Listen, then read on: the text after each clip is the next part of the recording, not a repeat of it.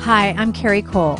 I'm a celebrity vocal coach and artist development expert, and I help artists find their voice, craft their music, and create successful music careers.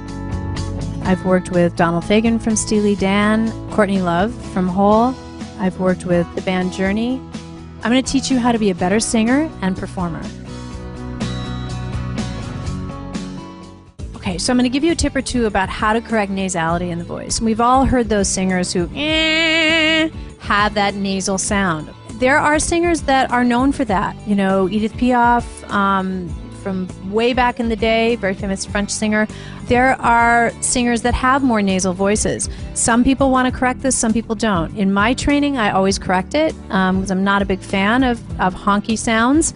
But here's a couple ways that you can do that. First is to understand that if you're nasal, you usually have a very tight nasal passage and you're squeezing the muscles behind the nose. I'll get into that a little bit more in just a second, but it's a breath imbalance and it's a high tongue. So the tongue in the back is high on a nasal voice, which then compromises the overtones and the sound, the passage in the middle of the mouth, which creates a more nasal sound. There's less space, so it's tighter and smaller and constricted. So a couple things that you want to do for that. First is really study breathing.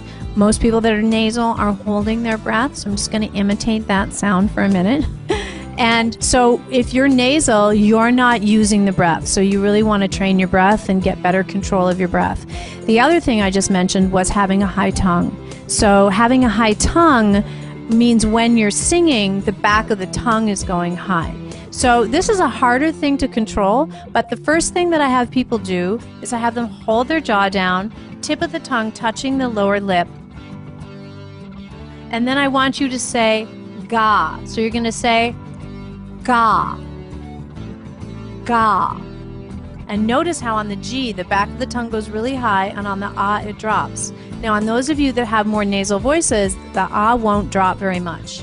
It'll stay in that high position, and you know you have a high tongue, okay? Because on the ah vowel, the tongue is the furthest down of any vowel in the vowel spectrum. So that's a first starter, is to hold the jaw down, keep the tip of the tongue touching the lower lip, and say ga, ga. And see if you can get that back of the tongue to go down. And then you try it with your singing voice.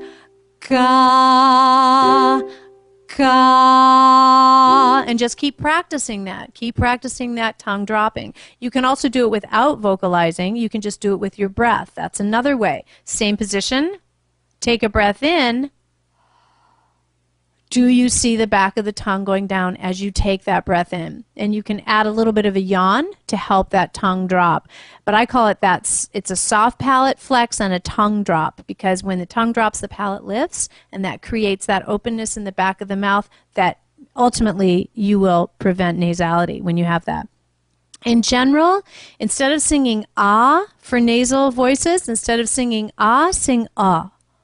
So every time you sing like ah, ah, make it more ah instead of ah, ah, ah. So it's an ah with an ah, and that will help you counteract nasality. The good news is that nasality is totally fixable. So if you practice your breath and practice those exercises that I just showed you, you're going to see a significant improvement.